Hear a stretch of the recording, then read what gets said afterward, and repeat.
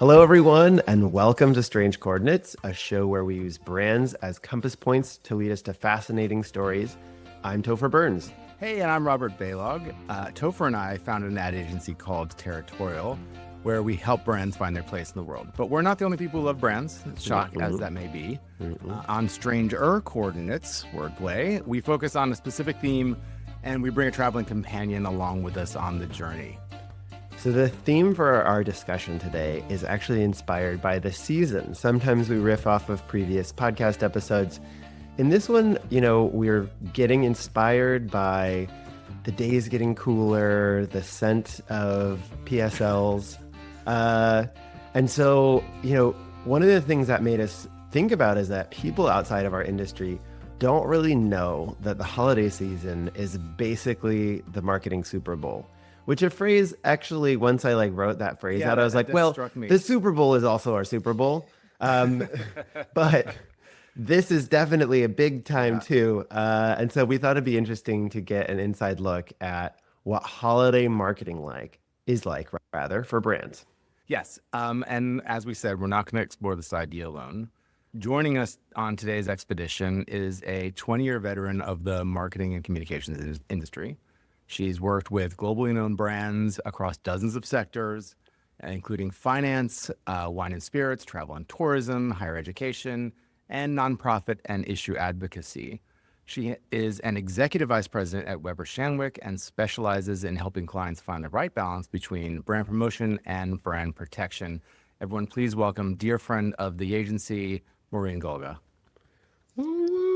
Hi, everyone. And just such a loud audience sound there.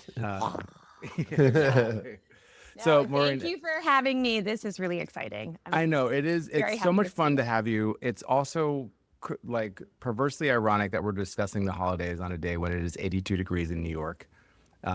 Same here in DC. Yeah. So really well chosen. But when this episode airs, we'll definitely be more in the thick of it. So appropriate nonetheless. It's actually in some ways really appropriate that we're talking about the holidays on a very hot day because actually most brands probably start preparing for a holiday season in the throes of summer, if not before. So I am familiar from the agency side and the advertising side about what goes on in prep for holidays. I'm wondering if you could just kind of talk to us a little bit about what are the kind of big items for PR professionals around a holiday season? Well, thinking about it from a brand and product perspective, it's always gift guides. That is the number one thing that PR folks are focused on. It's you need to get your clients in those gift guides, and that starts at the end of the summer, right? No one is waiting until December to create and publish their gift guides. Those are coming out months in advance. So nobody catches Oprah sleeping. She's on that. She's like, I got to know what I'm recommending. Exactly. I mean, and she's the holy grail, right? But so is a great segment on GMA or the Today Show. And if you were to get in a gift guide from The Strategist or from Wirecutter, I mean, that's what every product person wants. They want to see their stuff there. Mm-hmm. But, it's also, there's so many, especially when you're looking at hospitality or any kind of food and bev, people are looking for, how do you get in those? You want to be in the recipe list. You want to be in the fancy drink list, right? So all of that stuff takes tons of prep. And so many reporters and, content creators, they're starting months in advance. They're creating a ton of content. They're creating a lot of different stories and gift guides and suggestions, and they all have a little different flair to them. But it really is a big time especially for consumer PR. And it definitely does not wait for the holidays. Mm-hmm. Is the gift guide thing a relatively new phenomenon in PR? I can't, and maybe I'm just not a charitable person, but I don't remember being attuned to gift guides in earlier parts of my life. Is that a recent thing? I think it's just because there's exponentially more gift guides out there, right? It used to be a very few publications had them and there were the standard bearers. But now everybody puts out a gift guide, and everybody at the holidays is going online or they're going onto ChatGPT and saying, what's the best gift for this person? or this type of person. And then you can find dozens of gift guides, whether they're from actual, media outlets or they're from content creators. They're, in digital platforms. I just think as media has proliferated or has become exponentially larger, so has that market for gift guides. It's interesting you mentioned ChatGPT because, previously, before AI started to take little nibbles out of search, SEO and SEM, the way that you could get your, pay for your content to be surfaced in searches was kind of the North Star for being able to like really connect your product to the people who wanted to find it. But with AI being a place that people are going to, that really puts things like PR and content back in the driver's seat. Are you guys thinking differently about how you get the, people online talking about products, or how you just get enough sort of content in the ecosystem so that AI starts scraping that differently? Yeah, I definitely. And I think there's a couple of different ways to think about it. Starting with your point that, SEO is not what it used to be, right? And so we are helping clients think about like not just what happens when you search, but what happens when you're searched for in ChatGPT and in AI applications, right? You want to make sure that content is just as good as what you would find on Google. Or like, how do you start to make sure that you're popping up in the right types of stories or the right types of searches? So that is one thing from a PR perspective that's just completely shifted in the past 2 years that we're focused on that. But to your broader question of, is PR more important, or like, how are we thinking about it? You need to do more to break through today. So it needs to be more of an experience. No one is getting coverage by sending a press release to a reporter, right? No one cares. They get millions of them. No one reads them. That's not how you get coverage. And just not even having a new product or a new offering, that's not enough either. So how we're thinking about it is, how do we create a moment? How do we create a story? How do we create some talk value in order to promote our product? And I'll give you an example of something that we did last year. A client of mine my team did this pretty fantastic, for the past couple of years, pretty fantastic activations. So I work for Pernod Ricard here in North America, and Absolute and Kahlua are two of their brands. Obviously, they want coverage during the holiday season. They want people buying their products. They especially want people thinking about espresso martinis. Those two things go hand in hand, Absolute and Kahlua, right? So we can't just reach out to spirits reporters and food and bev reporters and say, hey, don't you want to write about espresso martinis? Like, they're already doing it, right? People love espresso martinis, but how do you do something different? So 2 years ago, we created an espresso martini handbag. Like 2 years ago, it was all the rage to have those handbags that were shaped like animals or different objects. We created an espresso martini handbag. It was fun, but it was high end. That's the kind of stuff that we're doing. And then last year we took another take on it, and we created an espresso martini perfume that was called Blend 83. And that was something that the Today Show picked up, and they were like, yeah, come on, we want to talk about it. We want to smell it. Yeah. But it's not that we're out there to create new products, but it's that we're doing something to create some talk value and some interest. Like, how do you talk about espresso martini? How do you talk about products in a way that's fun and interesting and make somebody stop and pay attention? And that's what we have to do from a PR perspective, instead of just think, if we've got a great product, someone wants to write about it. That's just not the case anymore. So we're warmed up right now. We're in this sort of like holiday brand space. We're gonna move on to the second component of our Stranger Coordinates episodes. It's a segment we call Off-Brand.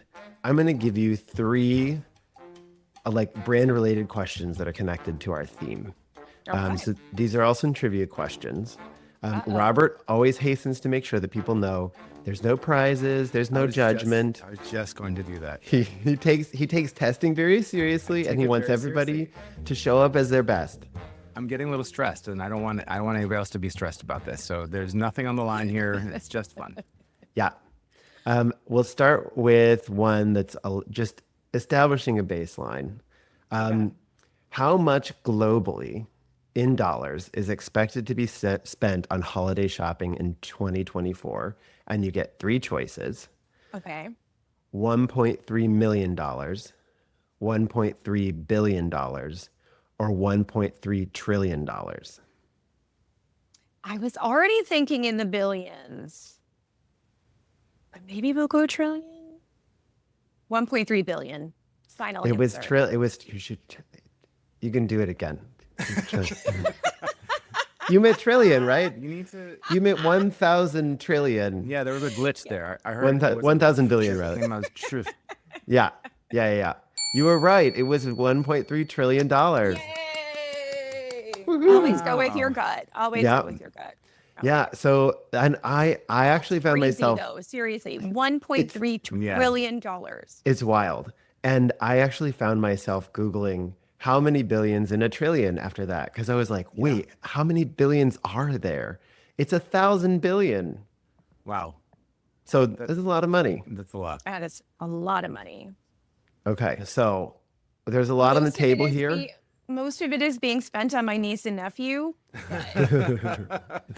There's still a couple billion left over for some other people. Yeah. Probably for the dogs and cats of the family. Exactly.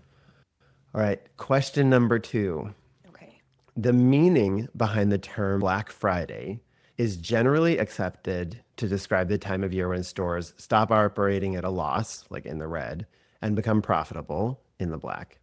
But actually, there are multiple previously recorded uses of the term Black Friday in America. I'm going to read you 3. Your job is to pick which of these 3 is not one that has actually been previously recorded as a use of the term Black Friday in America. Okay. This is exciting. You'll get an A, a B, and a C. A, settlers in the British colonies referring to the day each year when they would clean out their chimneys in preparation for the winter season. And that's believable. B, a day when 2 Wall Street financiers colluded to drive up the price of gold, but instead crashed the market. C, a term Philadelphia cops used in the 1950s to describe the crowded and stressful shifts in the shopping districts the day after Thanksgiving. Well, it's unlikely that anyone on Wall Street would be involved in collusion of any kind. So I think we have to rule that one out. But we do have a Black Monday and a Black Tuesday from finance, so that could be it. Wait, so I have to guess the one that's not? The one that it is not, has not been used for. I'm gonna go with the settlers and the chimneys. You are correct. Yay! Ding, ding, ding, ding, ding, ding, ding, ding, ding. I thought it was pretty believable, honestly. Yeah, I've been in a chimney, chim chiroo type of, I don't know why, but I got just like Mary Poppins chimney sweeps on the brain. I've been using it as a reaction GIF on some text threads. So that's, I think, what was coming through there. But a little bit of background on choices B and C that you correctly identified as the real ones.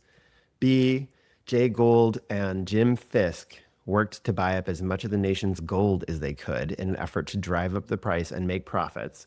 But on Friday, September 24th in 1869, their plan failed, obliterating the market and bankrupting everyone. Oh, great. Well Thanks, done. guys. So that did happen. And then C, Philadelphia merchants, so the cops did actually call Black Friday sort of the shifts that nobody wanted to take in the 50s. And Philly merchants worried that the negative connotations of the phrase would prevent people from shopping. So they actually tried to rebrand it as Big Friday rather than Black Friday. But the Black Friday term remained and reached widespread use in the US by the 80s. Bringing up Black Friday is just a really great time, I think, to once again call back and celebrate Small Business Saturday and how what an amazing PR related idea that was, and how Seriously. just like phenomenal. Oh, I was at Ogilvy when kind of around the time when it happened, and Ogilvy liked to take credit for it because we had American Express at the time. But it was such as like a partnership between Ogilvy, the PR partner, the Amex in-house people, and it was just like, what a revolutionary idea! Like the perfect idea that yielded advertising, yielded stories, yielded commercial opportunities. It's just phenomenal. And that's become part of the culture, right? I mean, Mm-hmm. Small Business Saturday has happened every year for what, 15, 20 years now? Yeah. Maybe even more. And it's something that there's probably so many people that don't even know that it came from American Express, but they Yeah. know that it exists, right? Yeah. So that's just amazing. Yeah. Mm-hmm. Really amazing. Very rarely score a home run like that in this game. Well, I love what you guys are talking about too, because I think a lot of times you think holidays and you think sort of the iconic spots of like that get used again and again, like the Hershey's Kiss, Bells. Christmas tree bells, or the M&Ms, or you think like all the car commercials with red bows on them, like somebody buys their wife a car for Christmas. But I think the ways that that you guys are talking about, that I think is a space that PR pushes brands to be better in, is of course you have marketing objectives, but what can you do around the holidays that actually feels authentic? When your holidays are a time to reconnect, and I think it's a way for us, we think of it culturally as a time to reconnect with the people we care about, and I think that's a good ethos for brands to keep in mind too, is kind of what are the ways that I can show up for people, the people who matter to me in ways that matter to them. And I think the Small Business Saturday is a great example of when brands can really nail that. I mean, it's like one of those things. I mean, how many years after that happened where you got a brief from a client that said, we need our Small Business Saturday? Yeah. Right? Just like when I started in PR, people were like, how do you get us on Oprah? Right? Yeah. Yeah. Every client had the same thing, but they go in cycles.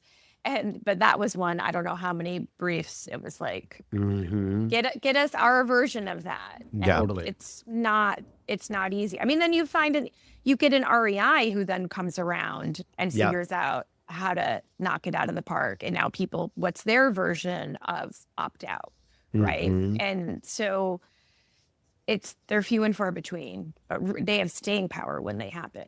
Yeah, absolutely. Well, all right. So we're talking now about holiday marketing, and that is a connection to our third and final question in off-brand. Third and final question: Christmas creep, or the practice of extending the holiday shopping season earlier into the year, has been documented in the American press starting as early as the 1880s. Really? But World War II played an instrumental role in cementing Christmas creep into our economic calendars, when which U.S. president moved Thanksgiving Day later in November in order to make space for merchants to start marketing holiday shopping earlier in the month? Which World War II president moved Thanksgiving? Oh, see now, there's so many people who I know who I'm not going to let watch this podcast because I'm going to get this question wrong. No, And they're going to be like, how do you not know? You got two choices. Also, Christmas creep sounds like a movie with like Rob Schneider. Just a total like. I would, yeah, 100%. Yeah. Like a precocious kid who just foils him at every turn. Maybe you should reach out to Adam Sandler. I think he can make that one happen. 100%. Right? Yeah. Yeah. Okay, World War II president, often known by his initials. Is it FDR? It is FDR. Okay, seriously, this is what happens when you overthink. I'm like, No, yeah, I'm totally. 99% sure, but now I'm like, oh, I have to say it out loud, so I'm gonna get it wrong. Okay. Well, and so people actually called it Franksgiving for a few years after he moved it. And it was not universally popular. There was a lot of, people celebrated for a while, quote unquote, Republican Thanksgiving on the days previous that had been held before, which is originally it was November 20th. He moved it to the 24th. Then there was a compromise, and that compromise was to do it as the peg it to that fourth Thursday. And so that allows it to kind of float a little bit. But that meant that Thanksgiving was always sitting further down in November. So you had more space earlier ahead to start marketing. The other way that World War II accelerated Christmas creep was that the decreed window to send Christmas mail to soldiers fighting overseas was from October 1st through November 1st, which meant that anybody that wanted to send anything in mail had to often start their Christmas shopping in September. So it enforced during that time a mindset shift where people started thinking much earlier about holidays. I love when the government gets involved in consumerism and it's like, get out there and buy. People drive the economy forward. Yeah. It's a clear case there. We all suspected it. Interesting. Yeah. That is super interesting. It's also, can I just be it's embarrassing to think somewhere in my brain that the date was actually tied to something historical, like an actual. That I was like, oh wait, hold on, wasn't that related to when they actually sat down? But no, that's idiotic, Robert. Come on. Well, so I think Lincoln. It's the season, right? Yeah. It's seasonal. And then I think this is where we're not going to send it to my friends. My recollection is that Lincoln is the person who ordained Thanksgiving as like a specific date. And then I think it like kind of stuck around as that date until now it gets sort of like it's day of the week ordination because of FDR. Gotcha. Okay, well, we're just ended at the part where I live like a ding dong, right? All of us have moments. We all have our moments. Perfect. I was going to say, because I think that because it's tied to the harvest, right? But harvest is in October. Right. So, I mean, yeah, I guess you would want to have it after harvest. But Right. I don't know. Yeah, but It seems like it should be earlier. Those potatoes get spoiled, so you gotta do it relatively soon. Yeah. That's the thing. That I think of all things, the potatoes are the things that I won't said taters, spoil. first of all. Okay. So here we are.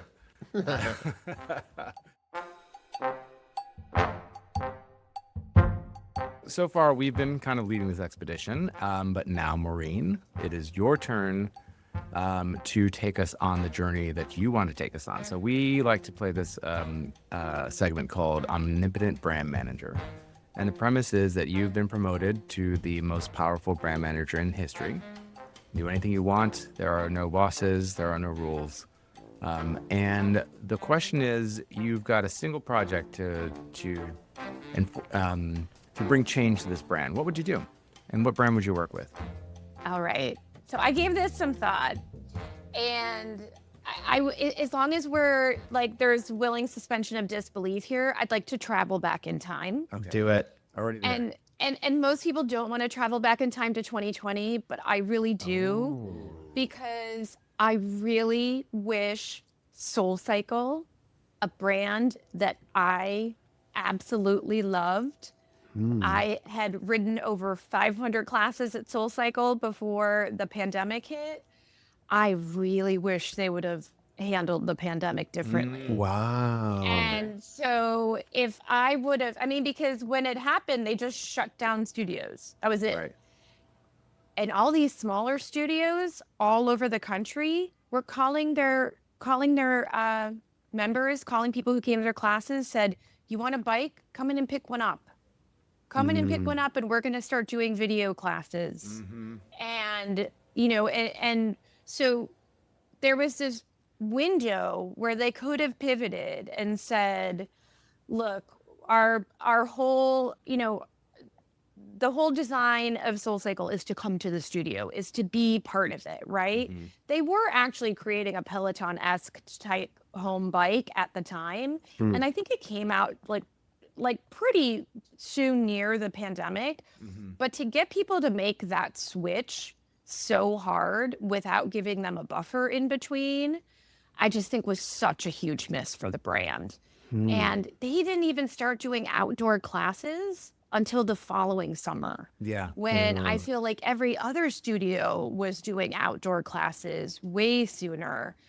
And I think it really exposed a problem in their business model, which was really about exclusivity. Like you have to be in the Yeah. studio, you have to come here, like you have to be part of it here, but we're not part of the bigger community.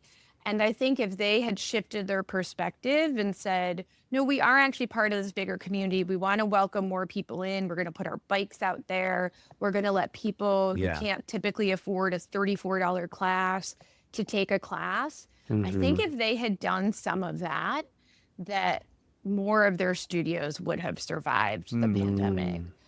Because we lost half of our studios in DC that Yeah. closed and never reopened post-pandemic. And I think it's just so for me, and because I did love the brand so much, I loved Right. going to classes there. I missed going to classes there. But I would just have loved to have been the brand manager at the time that said, if people can't come to us, we're going to go to them. And we've got to figure it out, because that's how we keep this community thriving. And that's how we keep people engaged with our brand, and not just waiting 6 months and hoping that things were going to change really quickly. And I think brands that were more willing to try new things out have survived, and they didn't really survive. Yeah, I mean, that sense of exclusivity or kind of like insider cohesion was one of the notable strengths of the brand. Yeah. But in actuality, it was strong but brittle. It was sort of easily breakable somehow. Yeah. Yeah, that's crazy. I remember, that there was such a spectrum of the way in which different brands dealt with the pandemic, especially brands like that were connected to in-person experiences, like ClassPass, was just soaring, and then had to rethink its business model. And Topher and I actually got to work on a brand that sort of came out of the pandemic realignment and created a way to connect you to personal trainers throughout the country virtually, a brand called Flexit. And which is really cool to be at the kind of cutting edge of seeing how technology was enabling those things, and how new brands were coming to the fore to start to deliver the experience that people were expecting, but in ways that were new and novel. Yeah. We all kind of experienced brands there was kind of this every brand that relied on being in person versus being, the brands that relied on being in person and the brands that were digital and distributed initially, just huge split. But then we've kind of seen the swap happen as the world has not returned to where it was, but come, to a place of more equilibrium. And most of the ways we recognize living prior, we still do today. So, Maureen, we're so grateful you could take the time to join us. If folks have any questions for Maureen, we will be making sure to tag her in our show notes and be tagging her in our posts on LinkedIn. We would always recommend reaching out to Maureen with questions. She has been a friend of the agency for quite some time, and we're so delighted she took the time to join us. So thank you so much, Maureen. Yeah, 100%. Thanks so much, Maureen, and thanks to everyone who is listening. Hope that your holiday season is off to a good start. If you want to learn more about Territorial, unfortunately, we don't have a gift guide. We should maybe do a gift guide. Yeah. Now I'm like, you know what? I guess we for you. Okay. Yeah, Maureen, maybe you can team up with us and we can include that as part of this. We'll put together a little mini gift guide. I love that. Good idea. So you'll be able to find that on our website. Let's say in the At least on episode LinkedIn. notes. Yeah, Episode yeah. notes and on LinkedIn. But do visit our website at www.weareterritorial.com. Follow us on LinkedIn, subscribe to the newsletter, like the subscribe, smash that button, do all those great things. Looking forward to being all up in your ears again soon, everyone. Have a great holiday season. Thanks, guys. It was an absolute delight. So much fun, Maureen. Thank you.